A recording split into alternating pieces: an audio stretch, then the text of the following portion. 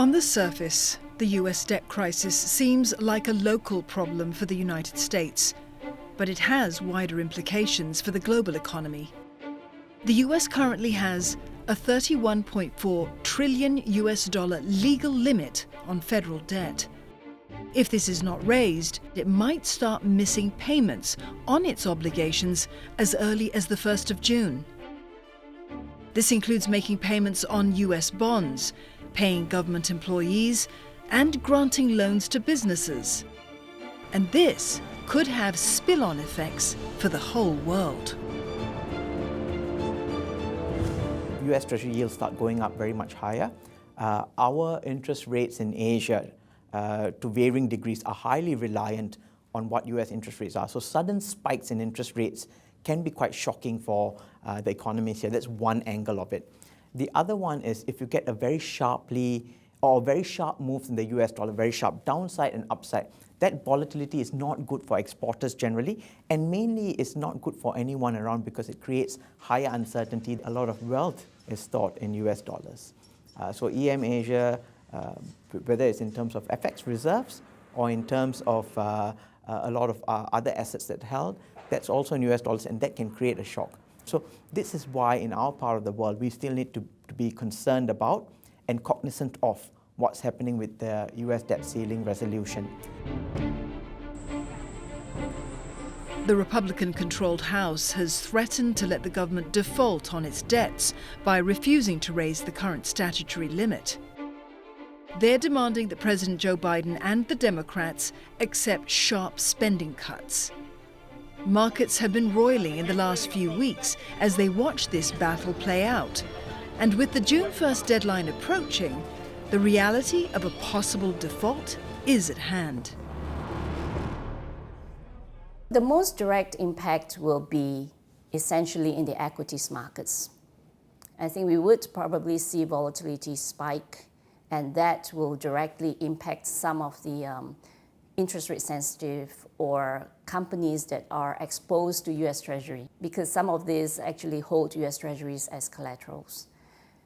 But beyond that, I think we are looking at US Treasury yields volatility that could eventually, though, stabilize lower. I mean, the initial spike we think will be temporary, which also leads us to see that, some of this risk of a downgrade in debt rating could also be a temporary shock to the market.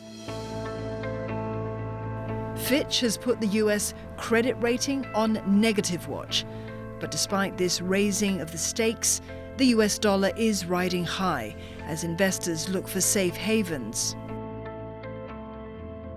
The safe havens that come to mind, in addition to gold, would be yen, the Japanese yen, and the Swiss franc. But the dollar is also a safe haven in very extreme situation, where if the funding markets experience strain in the funding markets.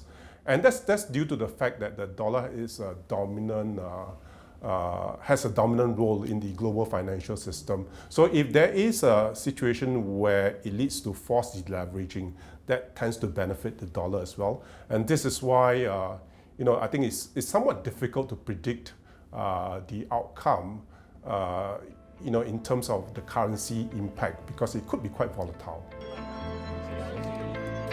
So how should investors position their portfolios given the current market volatility? It definitely is still advisable to just stay in high quality, focused on being diversified. And at the same time, we do see that some of the impacts in the US Treasury yield curve in the short end could dissipate. And at the same time, even in the case of a temporary shutdown, in that event, we do see that there could be potentially a short-term spike in US Treasury yields, and then beyond that, a return to quality, a return to focus on safe haven assets would actually bring US Treasury yields lower. Now, on the equities markets, not all Asian markets are highly correlated to the US. And if you're looking at perhaps Japan, South Korea, and Taiwan, they are more sensitive to US equities price actions. But for the rest of Asia, I think if we look at Singapore, the correlation is in the mid-70s with US equities prices. So in that regard, we do see some short-term, I would say, impact. But after that, I think investors will start to focus on fundamentals.